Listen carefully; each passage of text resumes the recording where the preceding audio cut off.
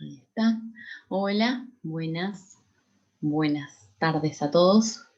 Soy Agustina Albrecht, soy patóloga de la ciudad de Santa Fe y en este caso vengo para contarles un poco, para que hablemos, a pesar de que no va a haber mucha interacción, pero para contarles y que charlemos de lesiones proliferativas con atipías de la mama. Quería agradecerle a la doctora Alejandra Bernicke por la invitación. Voy a sacar el videíto, así no les molesta para ir viéndola, para que puedan ver todas las diapositivas.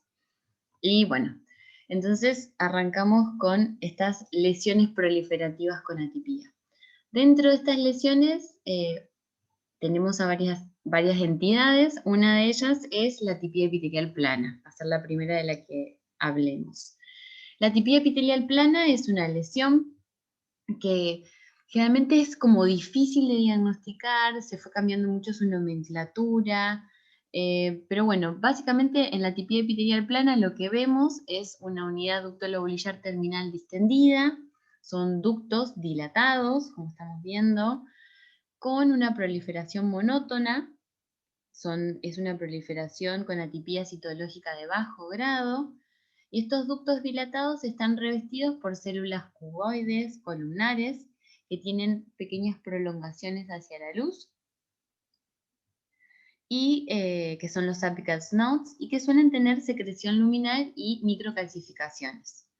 Entonces, cuando venimos viendo una mama, tenemos ductos dilatados, con secreción endoluminar, que tienen cambios columnares, pero estos nos empiezan a llamar la atención, entonces bajamos y vemos esta alteración neoplásica, estas células epiteliales que están reemplazadas por una o varias capas de células eh, eh, columnares con atipía. Es una atipía de bajo grado, generalmente son núcleos redondos, uniformes, con un pequeño nucleolo, que la proliferación en sí pierde la polarización, siempre tienen un patrón de crecimiento que es plano, pueden tener ocasionales tufts, pero nunca va a haber presente en una atipía epitelial plana puentes, arcadas o papilas. Es una lesión que suele estar asociada a otras lesiones como hiperplasia ductal con atipía o carcinoma ductal in situ de bajo grado. Es un precursor más temprano, pero no obligado. No le solemos hacer inmunomarcación, pero si les hacemos, son células que son positivas con receptores de estrógeno y negativas con el HER2-Neu. Pueden ser que las diagnostiquemos como un hallazgo incidental o bien como screening en una mamografía por microcalcificaciones. Entonces lo que vemos es esto, que nos llama la atención, lo vemos más azul, son ductos dilatados que nos llaman la atención, bajamos y le vemos esta atipía, que siempre es de bajo grado. La OMS del 2003 entonces diferencia a estas lesiones a los cambios columnares, la hiperplasia de células columnares, que seguramente ya hablaron, la atipía epitelial plana, y dentro de la atipía epitelial plana, los cambios columnares con atipía y la hiperplasia de células columnares con atipía. Schnitt en el 2005 también los dividió como cambios columnares, hiperplasia de células columnares, hiperplasia de células columnares con atipía o atipía epitelial plana. Como para simplemente mencionarles, porque sé que seguramente ya les hablaron, pero recordemos que los cambios columnares son estos ductos dilatados, estas unidades ducto-lobulillares distendidas, tapizadas, revestidas por células columnares, con secreción endoluminal, que algunas veces tienen asociadas microcalcificaciones, pero todo este revestimiento es de una capa de células columnares con núcleos redondeados, núcleos ovaladitos, monomorfos, centrales, uniformes, sin atipía. En la atipía epitelial plana, justamente lo que encontramos es ese cambio de esta célula. Y en la hiperplasia de células columnares, estos ductos van a estar dilatados, pero va a haber más de una capa, va a haber cierto amontonamiento nuclear, no van a ser una o dos como la atipía epitelial plana, o en el cambio columnar en realidad generalmente es una única capa de revestimiento. En la hiperplasia de células columnares son varias, que pueden tener cierta estratificación sin verdaderas papilas, no tienen atipías y pueden hacer también prolongaciones apicales como apical nodes, con secreciones luminales y microcalcificaciones. Está entonces la hiperplasia de células columnares y, como hablamos antes, los cambios columnares. Entonces, ¿dónde vamos a diagnosticar? ¿Dónde vamos a encontrar las lesiones columnares? ¿En qué tipo de biopsia? Podemos tener en biopsias Trucut, biopsias con aguja de corte, en biopsias estereotáxicas, biopsias al vacío, biopsias tipo mamotón, o bien como un hallazgo en biopsias quirúrgicas. ¿Qué va a ser importante? ¿Cuál va a ser la conducta que van a tomar nuestros mastólogos cuando diagnosticamos lesiones columnares? Y este es un punto muy importante. Vamos a trabajar con un grupo, con un equipo, que va a ser importante nosotros como patólogos tener, por un lado, siempre en toda, sobre todo en la patología mamaria, pero en toda la patología en general, tener nosotros el conocimiento de qué va a hacer el cirujano ante nuestro diagnóstico, cuál va a ser la conducta que va a tomar, y siempre, sobre todo en las biopsias, por corte o por vacío, saber cómo era la imagen, tener una buena correlación imagenológica, histológica, para poder, digamos, hacer buenos diagnósticos y tener toda la información que necesitamos. Cuando una lesión columnar, tipo cambio columnar o hiperplasia de células columnares, se diagnostica en una biopsia core, no se hace nada, no se hace nada más. En cambio, al menos en mi centro, en la ciudad de Santa Fe, los mastólogos con los que trabajo, si nosotros informamos una tipía epitelial plana, a las 2 semanas, 3 semanas, vamos a tener una biopsia quirúrgica, vamos a tener una resección mayor. ¿Y esto es por qué? Porque la tipía epitelial plana está asociada a un grado de subestimación en la biopsia por punción, que va a ser necesario hacer una resección quirúrgica para poder hacer el upgrading diagnóstico de nuestras pacientes. En unos cambios columnares sin atipía, la subestimación en la biopsia por punción suele ser del 1,5%. En cambio, en los cambios columnares con atipía del 9% y en los cambios columnares con hiperplasia octal atípica de hasta el 20%. Este es un casito que les quiero compartir, es un caso nuestro, es de una biopsia estereotáxica de mama derecha, una paciente de 43 años que consulta por microcalcificaciones en el cuadrante superoexterno. Recibimos esta biopsia, generalmente recibimos en las biopsias por Trucut entre 5, 4 cilindros. Muchos de estos cilindros, bueno, la foto ahí, el punto azul es por el fibrón, les pido disculpas, pero los otros cilindros mostraban parénquima mamario con tejido fibrohialino, fibrohialinosis, zonas de adenosis, pero llamaban la atención, y ahora los vamos a ver a mayor aumento. También veíamos ductos con microcalcificaciones, que ya este aumento se ven, infiltrado inflamatorio, y a mayor aumento de estas dos lesiones que les marcábamos, que estaba acá en este ducto dilatado y en estos dos, lo que vemos es, al lado de los focos de adenosis, este ducto dilatado con un revestimiento plano de tipo columnar, que muestra atipía citológica, hay nucleolitos, las células son ovaladas, y en esta otra también, si bien tiene cierta estratificación, no son acinos ductos, perdón, dilatados revestidos por un revestimiento plano. Hasta en ciertos sectores podría plantearse si esto no es un puente rígido, si no hay cierta arcada, pero se mostraba atipía citológica, hay varios nucleolos. No nos quedábamos tranquila, hablamos con la mastóloga y ella tampoco se quedaba tranquila. Era una punción donde no estábamos teniendo correlación con la imagen, porque ella veía muchas microcalcificaciones, pero acá tenemos poquitas micro, y el diagnóstico lo terminamos haciendo de una hiperplasia de células columnares con atipía. La mastóloga, a pesar, si bien lo hablamos antes de que salga el informe, ella ya tenía planeado, programado que no se iba a quedar ahí, que iba a ser una resección mayor. Recibimos entonces la biopsia radioquirúrgica de esta mama derecha, el cuadrante externo, una resección de 5 por 4 por 3 centímetros. Y lo que veíamos ahora era ductos muy dilatados, con un epitelio de revestimiento que mostraba mucha atipía, ahí en sectores de tipo plano, en otros con papilas, con comedonecrosis a nivel de sus luces. Algunos eran más planos, otros papilas con ciertas cribas, estructuras cribiformes. Acá, por eso el hincapié en que la atipía epitelial plana, la atipía citológica siempre es de bajo grado. Estos ductos están mostrando una atipía citológica de alto grado, de mucho pleomorfismo, con comedonecrosis. Acá ya estamos ante un carcinoma ductal de alto grado, que tiene sectores plano, otros papilares, en sectores hacia también cribas, relleno sólido, muchas micros.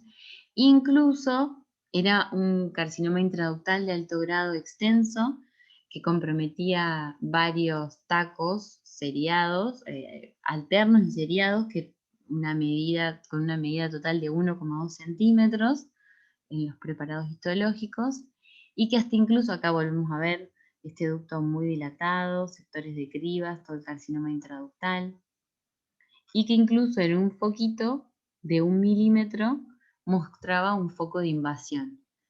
Entonces el diagnóstico terminó, o sea, lo que teníamos como una lesión columnar con atipía en la biopsia, termina siendo un carcinoma microinvasor con un foco de invasión de 1 milímetro y un carcinoma ductal, un carcinoma intraductal extenso de alto grado con comedonecrosis de hasta 1,2 centímetros.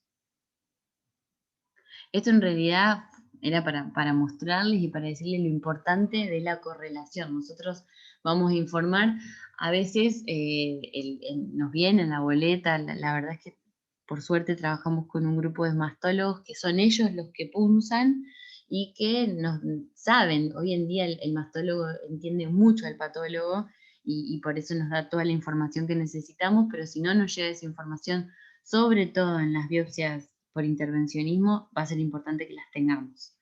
Y como venimos hablando de todas estas lesiones que están asociadas a la atipía epitelial plana, la hiperplasia ductal con atipía, de la que ya vamos a hablar, el carcinoma ductal in situ de bajo grado, carcinoma tubular o las neoplasias lobulillares. Siempre tener en cuenta que, bueno, vamos a tener atipía epitelial plana, pero al lado un ducto, otro ducto, cribiforme, ya son varios, ya no es más una hiperplasia ductal con atipía, ya es un carcinoma ductal in situ. Y bueno, siempre estas lesiones es todo un espectro asociadas a hiperplasia ductal atípica, a CLIS, carcinoma lobulillar in situ, hiperplasia lobulillar con atipía. Lo importante entonces es que la atipía citológica de alto grado me excluye el pleomorfismo nuclear, me excluye el diagnóstico de atipia epitelial plana.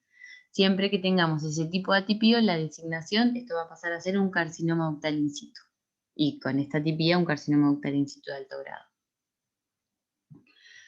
El otro grupo, el segundo grupo de lesiones, que si bien ya las mencionamos, es el de la hiperplasia ductal atípica.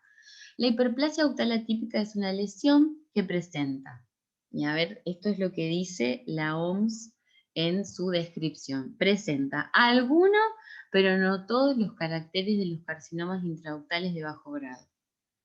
El diagnóstico es controvertido, tiene escasa reproducibilidad y aumenta si las lesiones son examinadas por patólogos experimentados.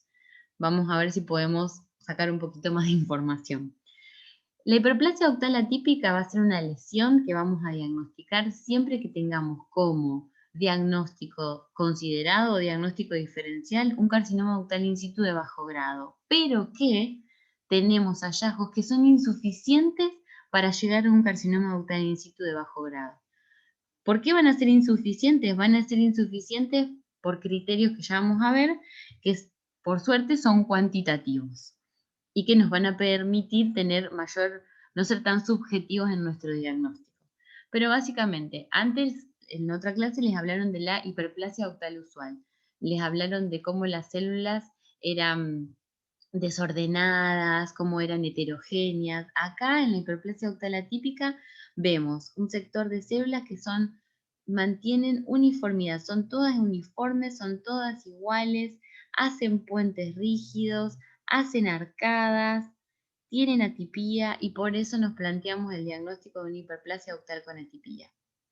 En la hiperplasia octal usual, como decíamos, está esa población de células desordenadas, que no son uniformes, pero cuando vemos células monomorfas en un ducto dilatado, distendido, que tienen características arquitecturales, con las luces rígidas, los puentes, a veces pueden ser más sólidas, y empezamos a pensar que puede ser un carcinoma ductal in situ de bajo grado, entonces, pero no llegamos a su diagnóstico porque nos faltan criterios, entonces el diagnóstico que tenemos que hacer es de hiperplasia octal con atipía. Y no tiene que usarse el diagnóstico de hiperplasia octal con atipía en la hiperplasia octal usual florida. Si son muchos ductos, si es una mama muy proliferativa, con cambios que no tienen atipía, que son desordenadas, no uniformes, si son bien floridas, si es mucha, no importa, sigue siendo hiperplasia octal usual florida. No poner atipía por cantidad de hiperplasia octal usual. Entonces, el libro de la WHO del 2012, acá tenemos esta fotito de hiperplasia octal usual, que ya la vieron, con todas estas luces irregulares, esta proliferación desordenada, ductos rellenos, que llama mucho la atención, pero que no tiene estos criterios de la hiperplasia octal usual, que son los puentes rígidos, los espacios, las luces bien regulares, bien rígidas, con esta proliferación de células bien uniformes, bien igualita, bien ordenada. ¿Cuáles van a ser esos criterios? Tenemos que recordar para hiperplasia ductal usual, carcinoma ductal in situ de bajo grado, el número 2. Porque para la hiperplasia ductal usual van a ser menos de 2 espacios comprometidos, menos de 2 ductos dilatados comprometidos, que pueden tener un compromiso parcial de varios ductos, pero que no llegan a medir más de 2 milímetros de extensión.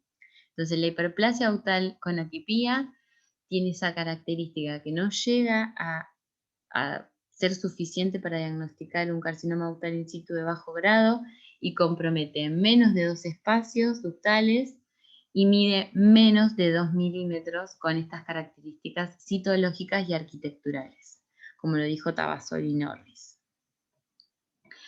Generalmente el diagnóstico diferencial, una hiperplasia ductal con atipía muchas veces se va a plantear en una biopsia por punción y el diagnóstico diferencial va a ser morfológico. O sea, la inmuno, la citoqueratina 5,6 y el receptor de estrógeno no nos va a hacer cambiar nuestro diagnóstico porque lo vamos a pedir cuando ya estamos pensando morfológicamente en algo y lo queremos confirmar.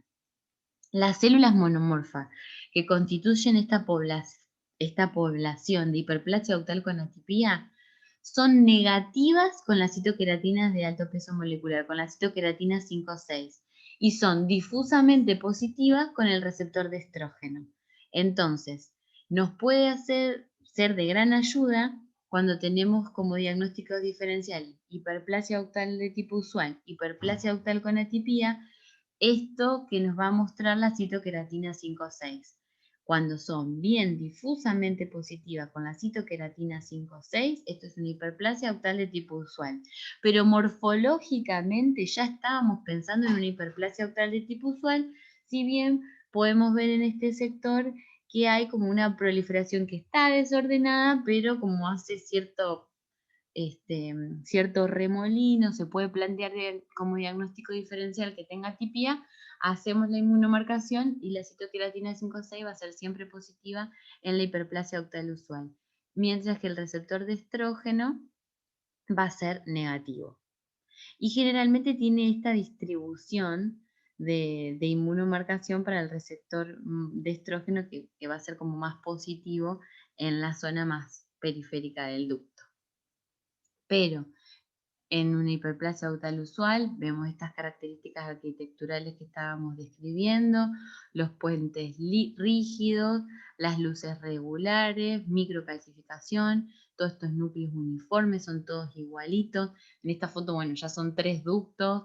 ¿Cuánto miden? 2 milímetros. Si esto es menos de 2 milímetros, es una hiperplasia ductal usual. Estoy viendo que quizás con esta imagen ya ponemos un carcinoma ductal in situ de bajo grado, pero bueno. Les quería mencionar con el tema de las lesiones papilares y justamente la hiperplasia ductal con atipía y el carcinoma ductal in situ de bajo grado. Las lesiones papilares, como sabemos, son lesiones que tienen ejes conectivos, ejes fibroconectivos, que vamos a pedir inmunomarcación generalmente para poder delimitar, remarcar la presencia de las células mioepiteliales en estas lesiones papilares, para hablar de lesiones papilares que no sean un carcinoma papilar intraquístico, que no sean un carcinoma papilar.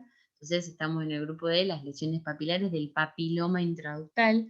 Confirmamos que tienen las mioepiteliales, que es un carcinoma, confirmamos que la lesión papilar tiene células mioepiteliales, que es un papiloma intraductal, pero ahora vamos a ver los ductos, el relleno que tiene ese papiloma, y encontramos en sectores esto que venimos hablando de la hiperplasia ductal con atipía. Encontramos todas estas células monomorfas, iguales, luces, rígidas, y entonces, ¿qué es esta situación? Son las lesiones papilares con atipía. Dentro de las lesiones papilares con atipía tenemos al papiloma con hiperplasia ductal con atipía o al papiloma con carcinoma ductal in situ de bajo grado. Y el punto de corte ahora va a ser los 3 milímetros. El papiloma con hiperplasia ductal con atipía, el foco de atipía mide menos de 3 milímetros. En cambio, cuando el papiloma con hiperplasia ductal con atipía es de más de 3 en cambio, cuando la medida es de más de 3 milímetros, parece un trabalengua, pero es un carcinoma ductal in situ de bajo grado. O sea, los 2 milímetros que nos teníamos que acordar antes en la hiperplasia ductal atípica, que eran 2 milímetros, menos de 2 milímetros de extensión o menos de 2 ductos, para llamar hiperplasia ductal con atipía, en las lesiones papilares de 3 milímetros.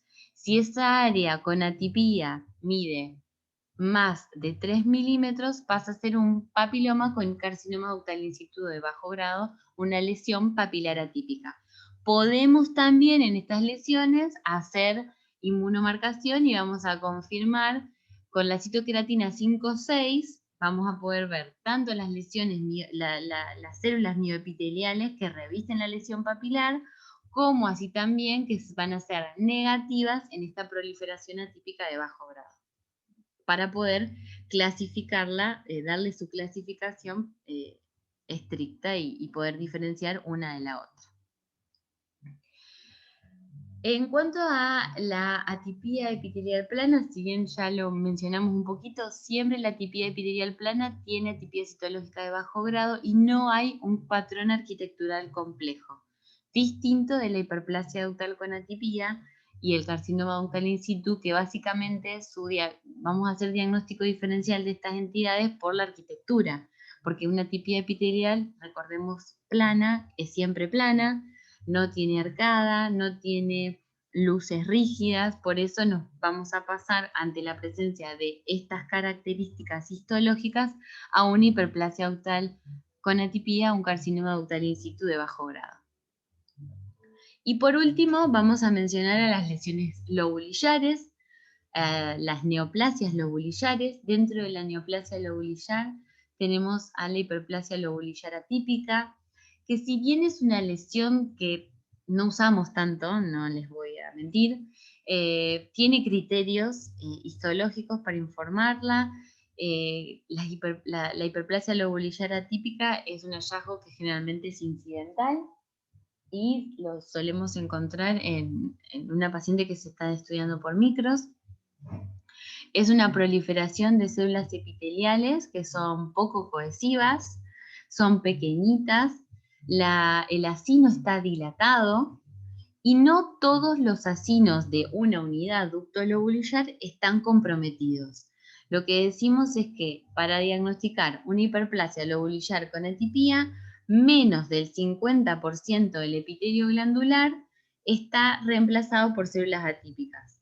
Entonces, si pensamos en un racimo de uvas, en un racimo de uvas, y cada una de esas uvas son los acinos, van a estar dilatados y comprometidos por esta proliferación de células epiteliales discoesivas pequeñas en menos de la mitad de los acinos, en menos de la mitad de las uvas del racimo. Page hablaba de que menos de la mitad de los acinos están comprometidos, otros autores de menos del 50% del epitelio glandular reemplazado por células atípicas. Lo que vamos a ver son estos acinos dilatados, revestidos por estas células pequeñas, atípicas, discoesivas. El manejo de la hiperplasia lobular con atipía suele ser un poco controversial, ha cambiado en los últimos tiempos, y si en una punción diagnosticamos una hiperplasia lobular atípica y la imagen radiológica que ve el mastólogo supone un upgrade, se va a hacer una biopsia quirúrgica.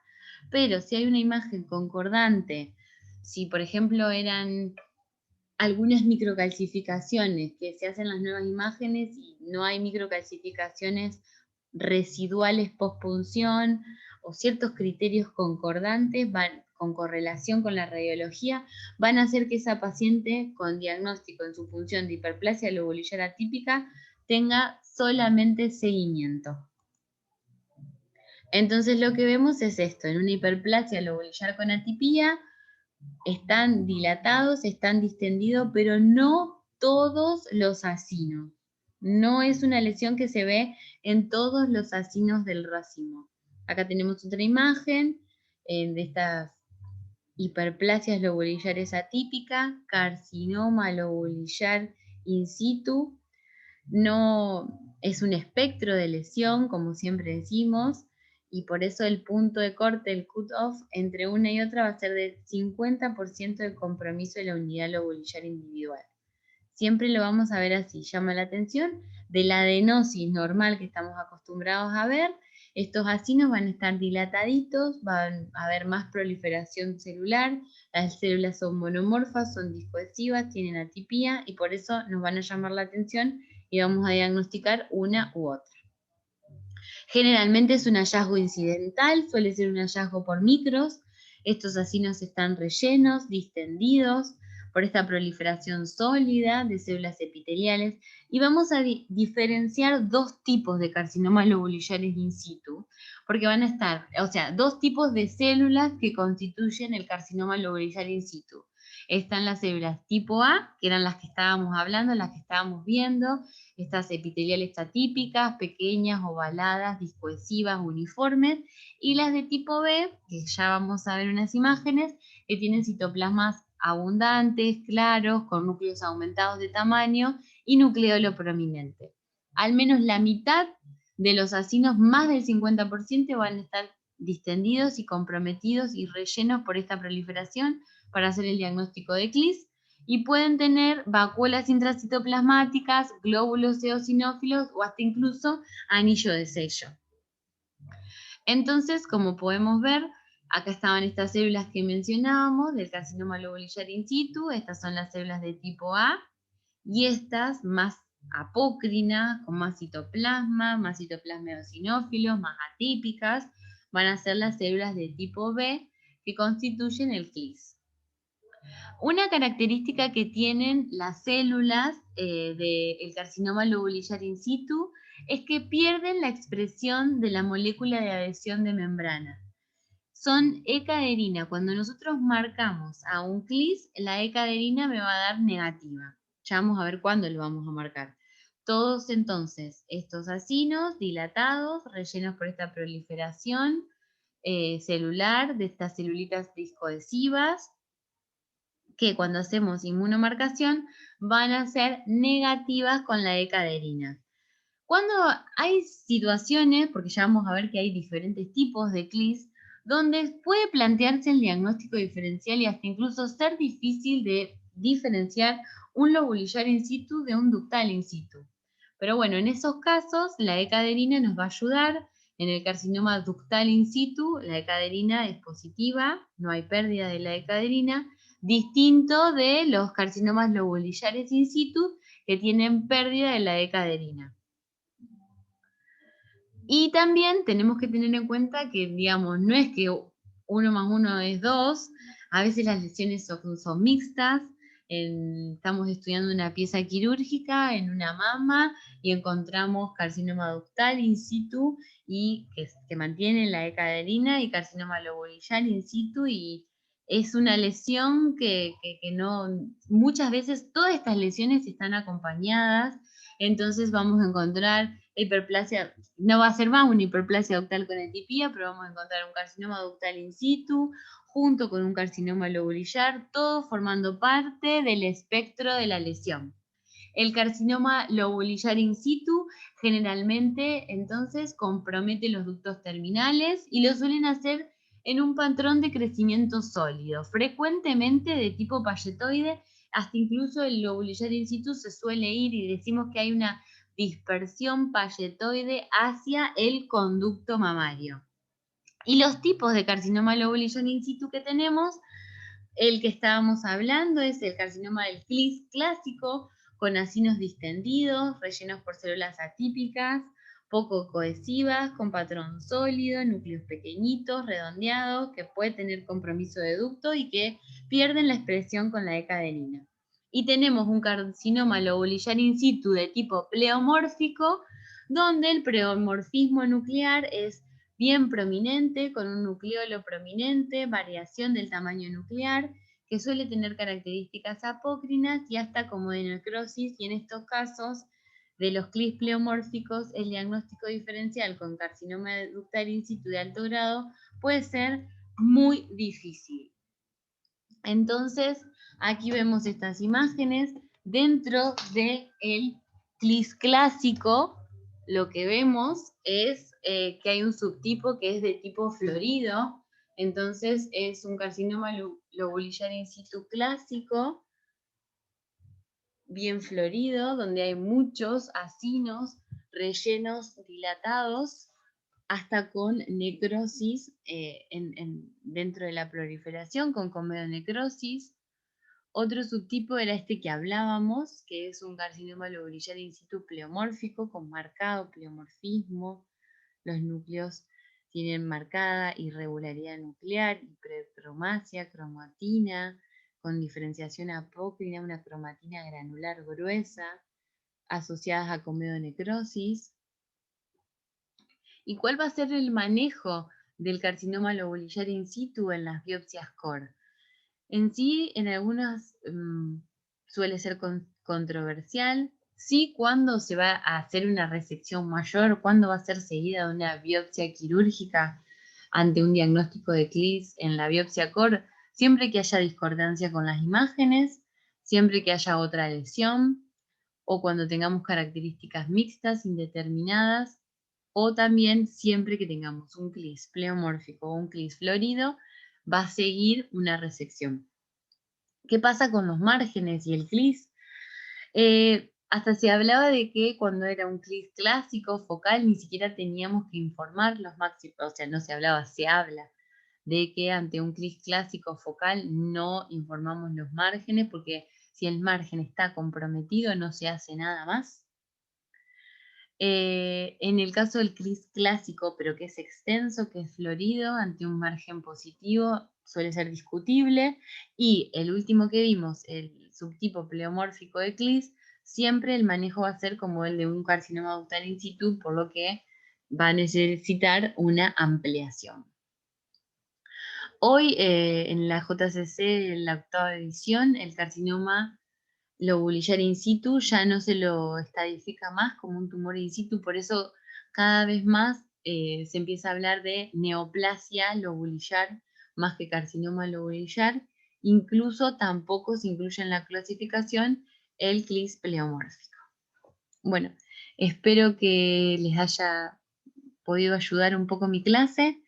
Creo que tenemos una una reunión donde vamos a poder hablar todos juntos y van a poder sacarse las dudas.